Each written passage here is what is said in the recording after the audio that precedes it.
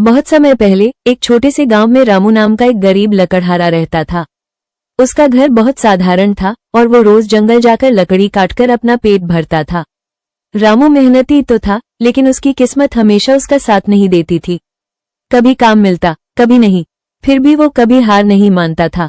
एक दिन जब वो नदी के किनारे पेड़ काट रहा था, अचानक उसकी कुल्हाड़ी हाथ से फिसलकर नदी में गिर गई। रामू घबरा गया। वो नदी के किनारे बैठकर रोने लगा, हे भगवान, अब मैं क्या करूं? यही मेरी रोजी रोटी थी। तभी अचानक नदी का पानी चमकने लगा और वहां एक देवता प्रकट हुए। देवता ने मुस्कुराते हुए पूछा, बेटा तुम क्यों रो रहे हो? रामू ने हाथ जोड़कर अपनी सारी बात सच सच बता दी।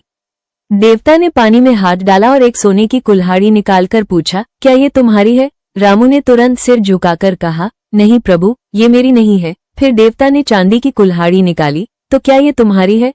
रामू ने फिर से मना कर दिया, नहीं, ये भी मेरी नहीं है।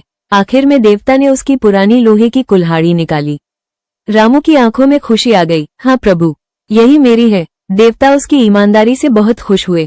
उन्होंने कहा, तुम जैसे सच्चे इंसान बहुत कम होते हैं। और फिर उन्होंने रामू को सोने, चांदी और लोहे तीनों कुल्हाड़ियां दे दी।